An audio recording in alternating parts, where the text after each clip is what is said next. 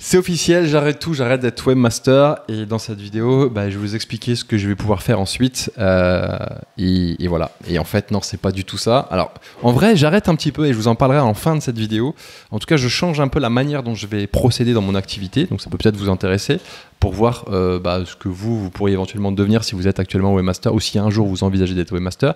Et en fait, cette vidéo fait suite à une question. Alors celle-là, je n'avais pas vu venir cette question, mais il n'y a pas longtemps, en fait, à chaque fois qu'il y a une personne qui veut rejoindre la formation Devenir freelance webmaster, qui est cette formation-là, qui est une formation qui aide les gens, en fait, c'est des vidéos, une pédagogie, une formation en ligne, qui donne toutes les bases aux personnes qui veulent se lancer dans le domaine de la création de site internet en tant que freelance.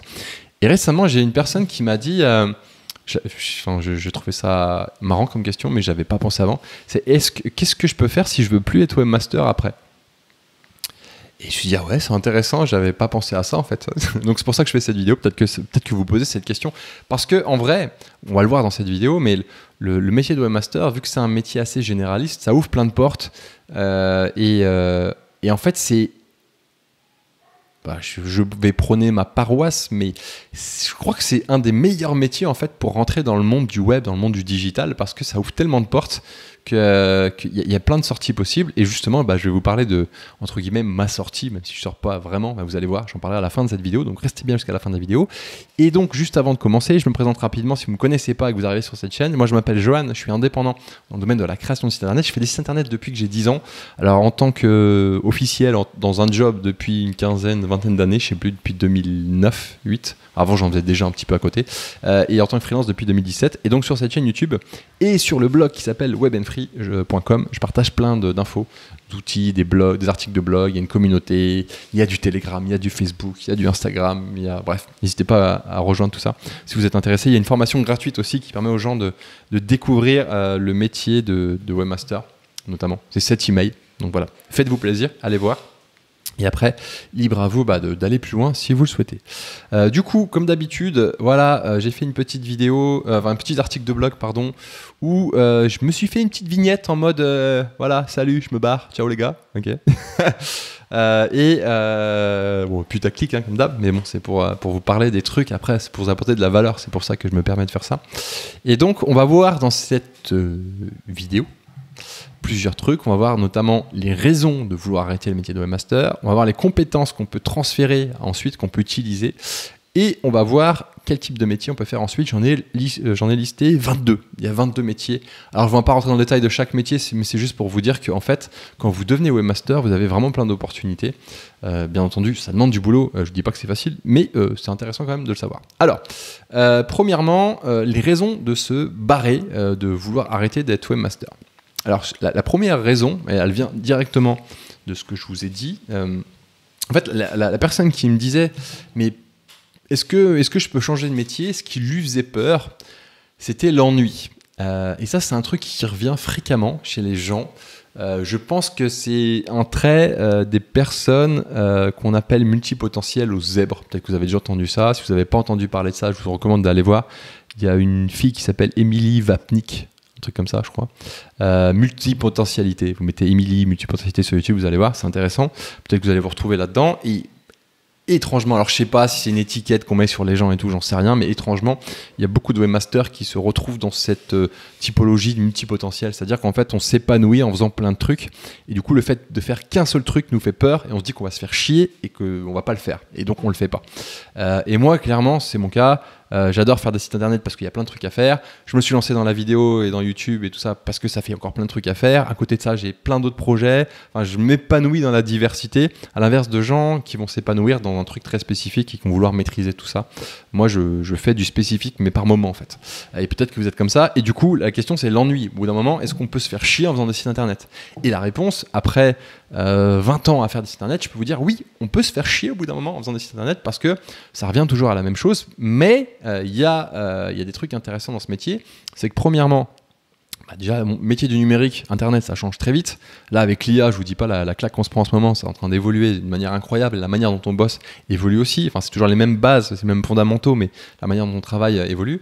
Et en fait, dans le métier de webmaster, il y a plein de trucs qu'on peut faire. Donc déjà, chaque client est différent. Donc si on n'est pas niché sur un marché, chaque client est différent. Donc on va apprendre différentes typologies de métiers. Un coup, on va travailler pour un plombier, un coup, on va travailler pour une mairie, un coup, on va travailler pour un restaurant, un coup, on va travailler pour, je sais pas. Enfin, on apprend plein de trucs. Et en fait, chaque nouveau client et l'occasion d'apprendre des choses sur des métiers, et je trouve ça super enrichissant, notamment quand on a la chance de le faire en local, ce qui n'est pas mon cas vu que je suis à distance, mais on peut aller des fois, je me souviens, j'ai visité des usines incroyables, des mecs qui faisaient des trucs de fou, et je trouvais ça fabuleux en fait. Donc voilà. Et puis notre rôle est sympa parce qu'en fait nous, on est là pour mettre en avant justement ces savoir-faire, et je trouve ça vraiment très sympa. Donc ça c'est beau, et ça permet d'arracher de la diversité dans le métier. Ensuite il y a la tech qui change, donc là il y a toujours des trucs à apprendre. Et après, il y a la spécificité qu'on va avoir. On n'est pas obligé d'être spécifique, mais on peut très bien décider de se spécialiser dans certains trucs et à différents moments de notre life. Par exemple, à un moment donné, moi j'étais très développeur, j'ai fait beaucoup de code. Et puis j'en ai eu marre. Ensuite, je me suis mis sur le marketing, j'ai fait beaucoup de marketing et puis j'en ai eu marre. Ensuite, j'ai fait, qu'est-ce que j'ai fait d'autre? Des fois, je me suis mis sur Analytics à fond, genre je me suis bouffé de la formation Analytics, puis j'ai fait autre chose. Puis après, j'ai fait des formations Google Ads, puis j'ai fait autre chose. Et puis en fait, à chaque fois, en fait, je vais développer ça fait 20 ans que je fais ça, donc j'ai appris plein de trucs.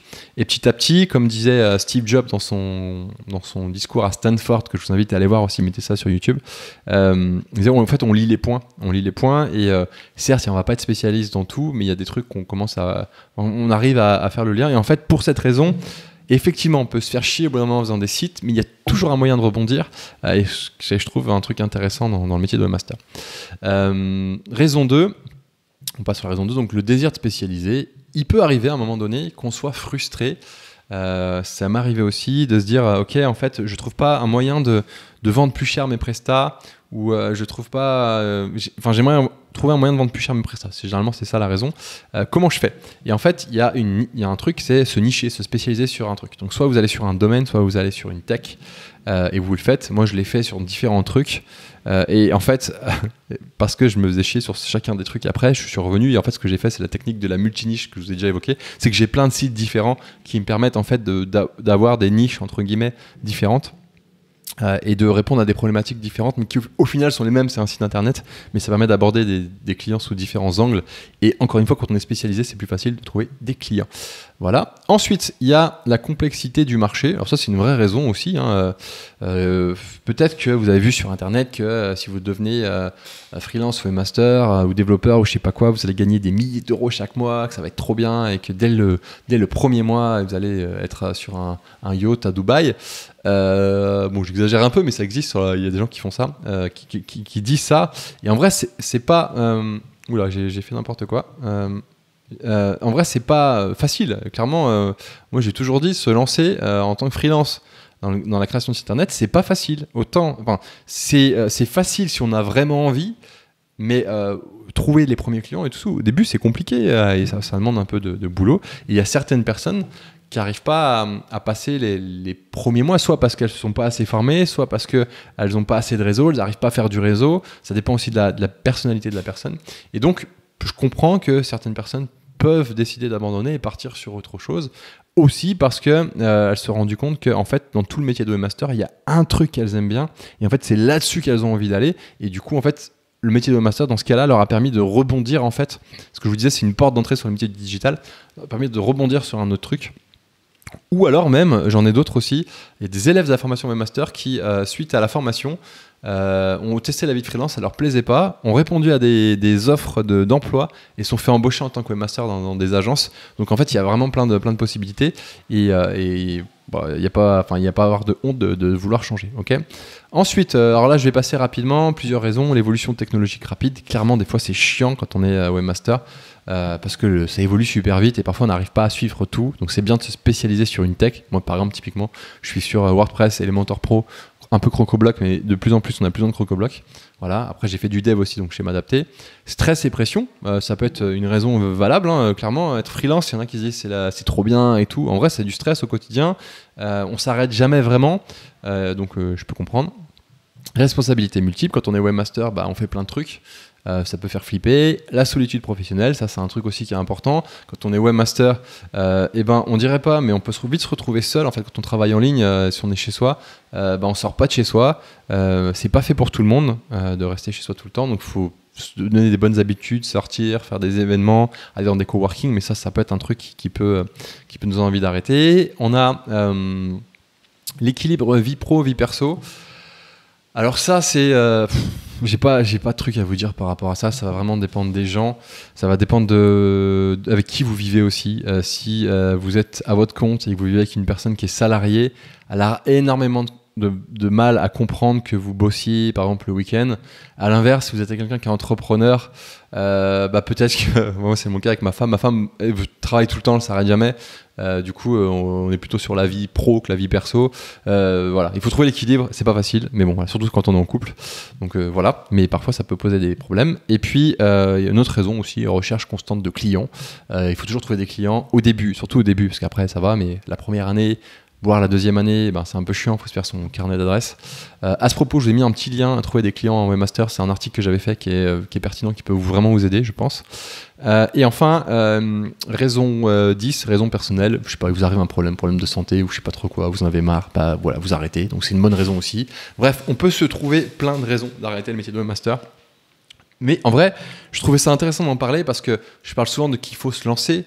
Mais on parle jamais de la fin en fait, si on va avoir une fin. Et comme cet élève m'avait posé la question, je me suis dit je vais en parler. Et je pense que vous, ça vous permet aussi de vous projeter en vous disant ah ouais, il y a ça, il y a ça, il y a ça. Et en vrai, ça permet de voir aussi la facette du métier qui peut parfois être négative. Au moins vous allez, si vous décidez de devenir webmaster, vous y allez avec en toute conscience de cause. On dit ça comme ça, je crois. Vous avez conscience de ce qui peut se passer et je trouve ça cool. Voilà.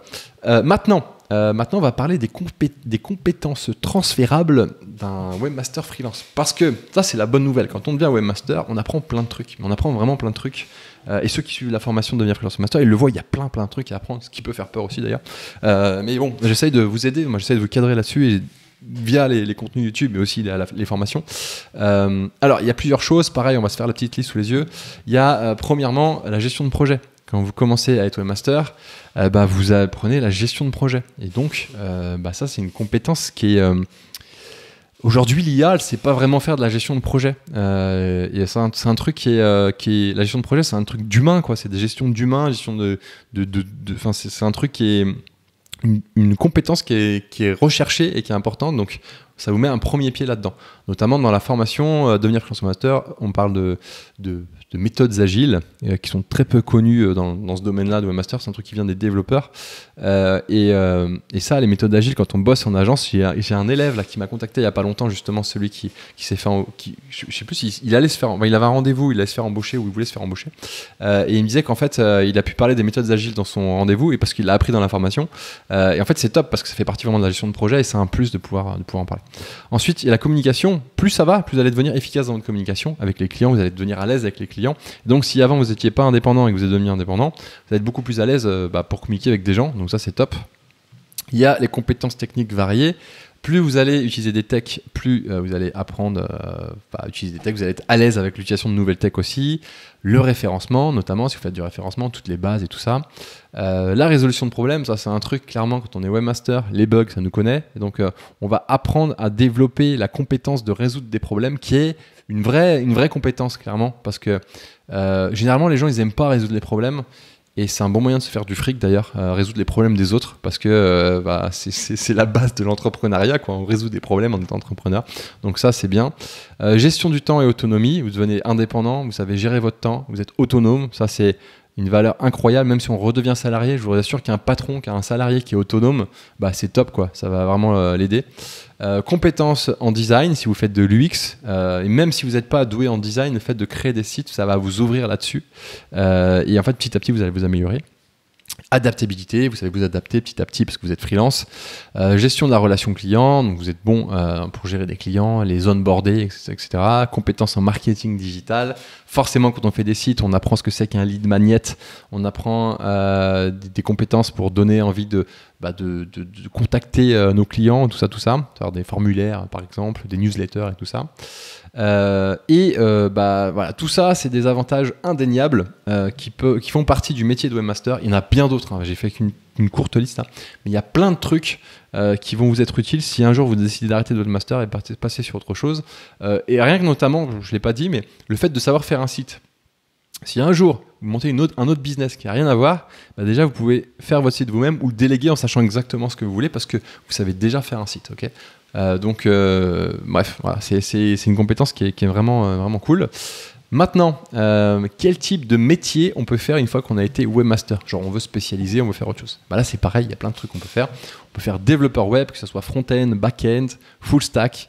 On peut faire du design, UX, UI. On peut faire du consulting en SEO. On peut faire aussi du consulting en SEA, donc en publicité. On peut devenir chef de projet digital, ça c'est intéressant. On peut devenir community manager, c'est des métiers annexes. Rédacteur web aussi, même si je pense que le métier de rédaction est vraiment en train de changer en ce moment avec l'IA. Et je pense qu'il y a intérêt à se nicher en utilisant l'IA. Je ne sais pas trop comment on le fait, mais voilà. Je ne connais pas assez, je ne suis pas bon rédacteur web, moi. Formateur aussi en technologie web, clairement c'est un peu ce que je fais avec les formations Web and Free. Faut savoir que en fait, quand vous allez faire des sites internet, vous allez aussi de temps en temps former vos clients et du coup vous allez apprendre entre guillemets à devenir formateur, donc c'est cool. Analyste web, alors là en gros, grosso modo ça peut être aussi data analyst, je crois que ça s'appelle. En gros on va suivre, on va apprendre à traquer des stats et à faire des stratégies avec ça. Alors là généralement c'est les gens qui sont branchés analytics et tout ça, moi c'est pas trop mon truc. Gestionnaire de contenu, content manager, donc là c'est décider comment on va faire une stratégie de contenu, tout ça, pareil je connais pas assez. Commercial dans le secteur IT, genre vous allez vendre peut-être des sites pour une agence. Consultant e-commerce, vous allez aider des entreprises à se développer en e-commerce. Spécialiste en cybersécurité, si vous kiffez la sécurité par exemple avec WordPress, vous vous spécialisez là-dedans. Chef de produit digital, donc ça revient un peu à ce qu'on avait dit, sauf que là ça va être vraiment du lancement de produits en ligne, donc savoir comment on met en avant un produit, par exemple sur un site internet, sur les réseaux sociaux. Spécialiste en publicité en ligne, ça je vous l'ai déjà dit au-dessus. Responsable d'affiliation. Donc, des fois, il y a des marques qui mettent en place des produits pour l'affiliation. Quand on est webmaster, on a peut-être déjà vu comment ça fonctionne, les liens. On sait comment mettre en place une plateforme. On sait comment mettre en place une newsletter, comment faire les liens entre les trucs. Donc, on peut devenir responsable d'application. Gestionnaire CRM, ça c'est tout ce qui est gestion des contacts. On peut peut-être mettre en place, on peut devenir un spécialiste des CRM, par exemple comme Zoho, CRM ou un truc comme ça. Web marketer, mettre en place des stratégies marketing pour vendre en ligne. Intégrateur web, j'avais fait une vidéo là-dessus, c'est intégrer des designs sur des sites. Consultant transformation digitale, aider des entreprises à devenir meilleures en numérique. Chef de projet e-learning, donc là on va gérer des projets de e-formation, d'accord. Data analyst, je crois que ça fait répétition avec le truc que je vous ai dit au-dessus. Et puis gérant d'une agence digitale, construire une agence digitale pour la création de site internet. Et je vous avais dit justement, ça tombe bien, qu'à la fin, je vous ai dit que moi j'arrêtais le métier de webmaster. Alors j'arrête pas vraiment, mais en vrai, moi ça fait... j'ai commencé à faire des sites, j'avais 11-12 ans. Au début, je faisais ça pour m'amuser. Ensuite, j'ai bossé en agence pendant 7 ans. Donc, entre-temps, j'ai fait aussi pas mal de sites perso, des projets, tout ça. Ensuite, je me suis lancé en tant que freelance. Donc, j'ai fait encore des sites. Et donc, ça fait 25 ans que je fais des sites, finalement. Ça fait un moment, en vrai.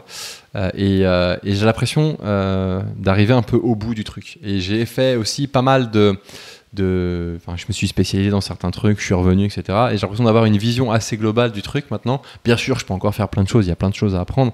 Je dis pas que j'ai la science infuse. Mais aujourd'hui, j'ai envie de développer. Là, j'arrive à je sais plus quel âge j'ai, mais 38 ans, 37 ans, je sais plus, je compte plus. À partir de 25 ans, il faut arrêter de compter. Et là, j'ai envie de vraiment développer des projets. Et donc, par exemple, j'ai Web and Free qui est lancé, donc qui est plus sur de la formation, qui reste en fait lié au domaine du webmastering, où j'enseigne en fait le métier, parce qu'aujourd'hui, j'ai suffisamment d'XP pour le faire. Contrairement d'ailleurs à d'autres personnes qui vous expliquent comment utiliser WordPress, mais finalement qui n'ont jamais vendu et fait un site. Voilà, ou très peu. Donc j'ai ça, j'ai cet aspect. En fait, j'ai envie de devenir plus entrepreneur finalement que créateur de site web. Et utiliser ma compétence en fait de site web pour m'accompagner en l'entrepreneuriat. Et donc j'ai créé plein de projets. J'avais créé jevendslaboutique.com, qui est un site d'annonce pour aider les commerçants à vendre leur fonds de commerce. Il y a Web and Free, il y en a d'autres. Je suis en train aussi de réfléchir à des projets pour le Brésil. Voilà, donc il y a ça. Et donc petit à petit aussi, donc je garde, parce que j'ai toujours mes clients, et j'ai des clients récurrents avec mon métier de master. Et donc il faut que j'arrive à trouver une solution pour passer moins de temps en fait vraiment en opérationnel en faisant des sites et plus en en stratège, on va dire, en entrepreneur. Et donc petit à petit, je suis en train de virer sur un profil d'agence. Et donc, par exemple, là, je travaille avec plusieurs personnes. Il y a une graphiste, une webmastrice, je sais jamais comment on dit au féminin, une webmaster. Voilà, donc petit à petit, je fais toujours du site, mais petit à petit, j'essaye vraiment de passer en mode agence, plus développer des choses à côté. Et donc, moi, ma suite logique de mon métier de webmaster, c'est ça, et c'est comme ça aussi que j'arrive à m'épanouir. C'est comme ça que je me lève le matin, j'ai envie de bosser sur mes projets, ça me fait kiffer. Parfois, j'ai même pas envie que le week-end arrive parce que j'ai trop de trucs à faire et j'ai envie d'avancer. Et en fait, voilà, donc pour vous dire, au final, pour répondre à cette question que l'élève m'avait posée, qu'est-ce qu'on peut faire quand on ne veut plus être webmaster? Il y a vraiment plein de possibilités, voire des centaines, peut-être pas des milliers, mais il y a des centaines de possibilités, dizaines de possibilités. Le métier de webmaster, c'est vraiment une porte d'entrée sur plein de trucs. Est-ce que c'est fait pour vous? Eh ben, je sais pas, il faut tester et vous verrez d'ailleurs, vous pourrez toujours rebondir. Voilà, c'est tout pour cette vidéo. J'espère que ça vous a plu. C'est une question un peu différente. C'est un peu bizarre d'aider les gens à devenir webmaster en leur disant ce qu'ils vont faire ensuite, s'ils ont envie. Voilà, en tout cas, c'était intéressant, un sujet intéressant qui m'a permis aussi de me parler un petit peu de comment ça évolue de mon côté, ce que je fais rarement maintenant, j'essaie de le faire de temps en temps, mais voilà. D'ailleurs, à ce propos, si vous voulez connaître un petit peu les backstage de Web & Free, il y a un groupe Telegram, c'est là où je partage vraiment des contenus, on va dire, uniques, parce que je ne les partage pas ailleurs. Donc voilà, ça peut vous intéresser. Des fois, je partage des trucs aussi sur mon évolution. Et puis, je vous rappelle qu'il y a une formation gratuite pour découvrir le métier de webmaster. Il y a une autre formation avancée, si ça vous intéresse, pour apprendre le métier et prendre un sacré raccourci dans votre lancement. Et puis, il y a tous les outils gratuits, tout ça. Donc, n'hésitez pas à mettre un petit like si vous avez appris un truc dans cette vidéo. Vous abonner pour ne pas rater la vidéo de la semaine prochaine. Et on se retrouve du coup la semaine prochaine pour la prochaine vidéo. Ciao, ciao, merci.